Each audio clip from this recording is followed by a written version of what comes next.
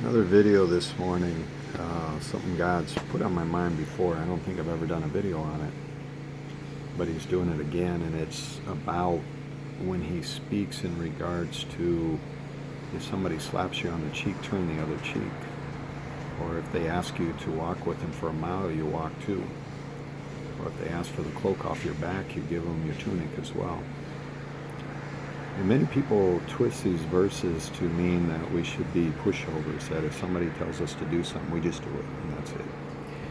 The other verse that comes to mind is where the Jews were trying to trick Jesus in using the coin, or using taxes, and saying, should we pay taxes or not? Because they had an answer for him either way as him being wrong. And Jesus tricked them back and said, give me a coin. Whose inscription on it? Okay, well then give to Caesar's what's Caesar's and give to God what's God's. And they had no answer for that. That's the whole point of Jesus. It's not to be some pushover and just do what everybody says. It's the opposite. There's strength in not resisting. If you resist and you're like, no, I'm not going to do it, don't hit me again, for example, it shows weakness. Or if you stand up and say, I don't know why you hit me, but here, hit the other cheek. It's okay. You can do whatever you want to me. It's not going to hurt. And I've been in that position. I've had people hit me, and I turned the other cheek and said, hit the other cheek. And they did. It's okay.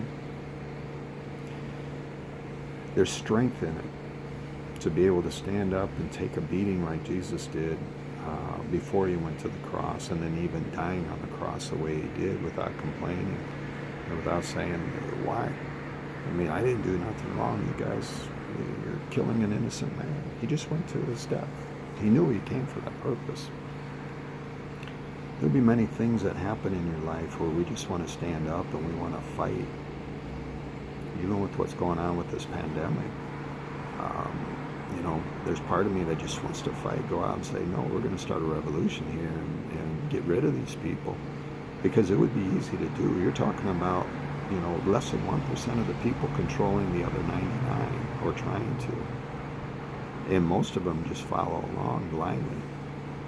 But there's a group, the middle class basically, that's saying, no, this isn't right.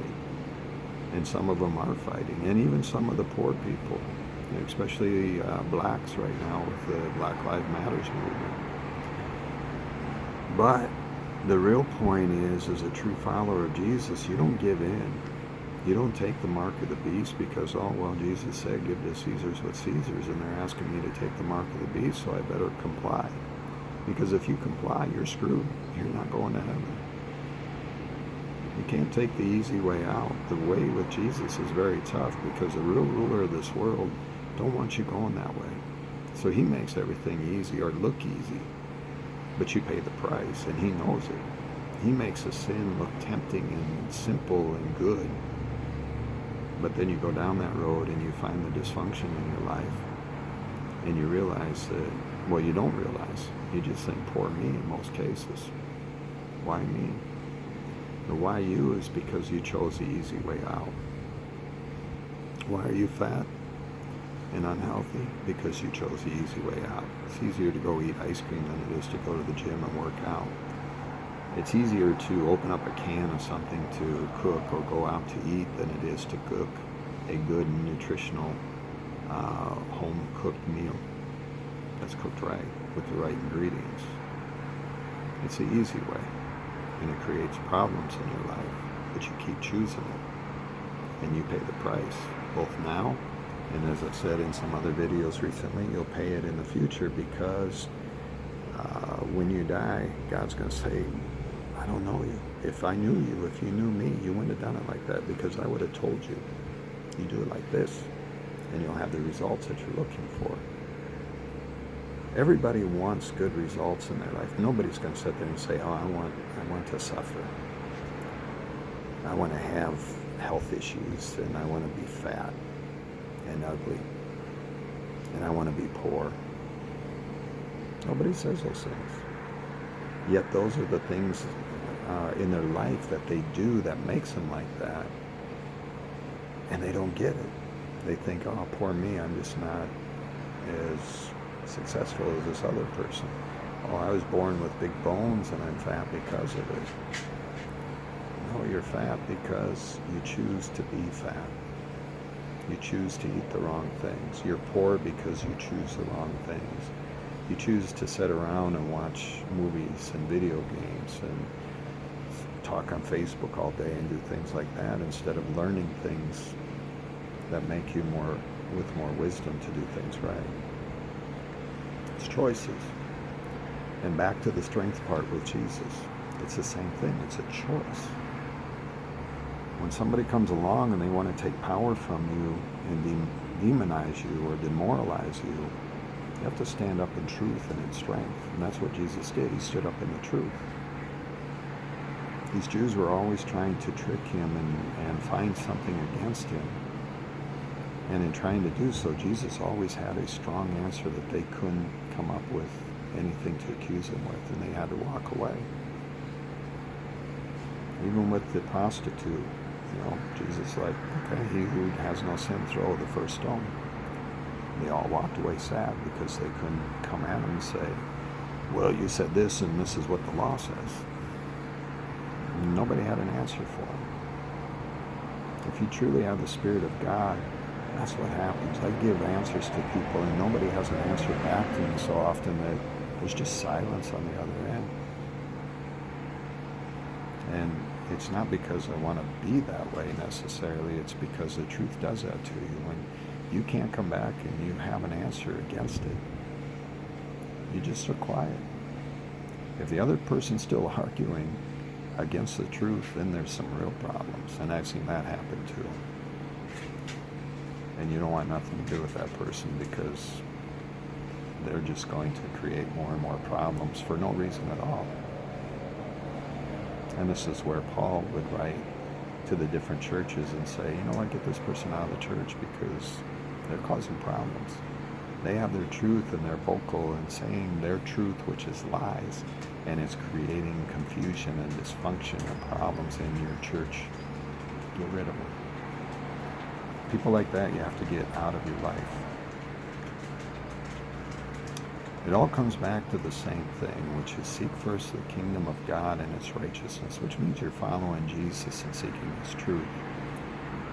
And then everything will be given to you, including the power to stand up to unrighteousness and not worry the consequences. If they're going to kill you or if, they make issues for you or whatever. You have to be willing to pay the price of the pain that'll be inflicted on you when you stand up for righteousness, because the pain will come. But the pain is much less from that than it is following sin and dysfunction in this world. You find a peace in doing the right things that surpasses it all. And you know that your salvation is there for you. If your focus is truly on doing the work of God, you know salvation is yours. And you also know, you always have it in your mind, that forever, eternity, is worth it. To be in a place that's perfect, where you have no more dysfunction and sin to deal with. Nobody's going to come up in heaven and slap you in the face where you have to turn the other cheek, or ask you for your cloak. No one in heaven is going to make you walk a mile with them. They might ask you to, hey, let's go walk, have some fun, we'll have a good talk. But they're not going to come and make you. It's going to be perfect. Not even mosquitoes or flies or any bugs or insects bothering you. It'll be perfect. You won't have hot sun because you have the light from from God himself. You don't need light. There'd be nothing to bother you whatsoever in heaven. On the other side, separation from God, there would be weeping and gnashing of teeth every second for eternity. Keep your focus on that, because that's what's really the most important thing. When you look at this life, it's just a blink of the eye. I keep saying that, and I keep talking about eternity, because that's where your focus needs to be. If you're focused on, what if I lose all my money because of this pandemic, and These guys are coming after it, and what should I do to protect my family? I better buy a gun. And, I have those thoughts. But I don't want a gun because I don't want to have to use it. Because most likely someday I will. Somebody's going to come into your house that you don't want there. And then what? I'd rather consequences play out where maybe I get killed instead of me killing them. In the end, what it comes down to is following Jesus and letting everything else play out however it's going to play out. And just staying true to Him. I will defend my house, by the way. I just won't do it with a gun. As always, seek first the kingdom of God and its righteousness, and then everything else will be given to you. Peace.